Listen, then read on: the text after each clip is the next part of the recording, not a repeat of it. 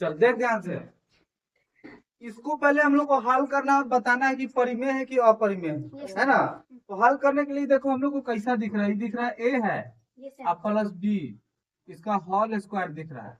इसका सूत्र क्या है, ए स्क्वायर प्लस 2ab और प्लस बी स्क्वायर। जो शुरू में रहता है उसको ए मानते हैं, तो बाद में उसको बी मानते। तो हल में हम क्या बनाएंगे, हम लोग को सबसे पहले ए का स्क्वायर करना है। ए कितना है, √3 है, √3 का स्क्वायर प्लस है, प्लस लिखेंगे। 2 है तो 2 लिख देंगे, 2 गुणे ए कितना है √3 और बी कितना है वह दोनों साथ रहो तुम लोग,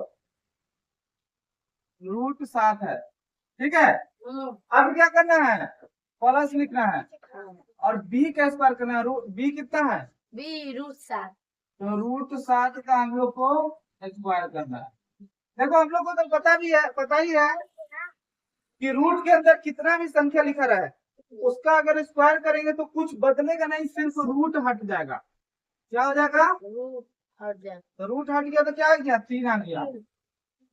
अब देखो गुना है तो √3 और √7 एक जैसा है, तो दोनों में तो गुना हो जाएगा। कितना हो जाएगा 7 या 21 और ये 2 का सीधे दूर आ जाएगा, क्योंकि गुना आपस में नहीं होगा, क्योंकि ये संख्या अलग है, रूट वाला संख्या है। ठीक है, अब देखो इसमें प्लस है।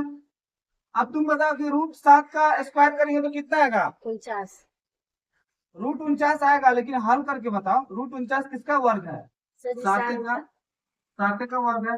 तो ध्यान से हम क्या बताते कि रूट के अंदर कोई भी संख्या रहे और उसको अगर स्क्वायर करते हैं तो कुछ बदलता नहीं है, बस रूट हट जाता है, संख्या का संख्या लिखा जाता है। देखो अब ये भी संख्या है और ये भी संख्या है, तो ये दोनों को क्या करेंगे, जोड़ेंगे। दोनों प्लस है, 7 और 3 कितना हो जाएगा,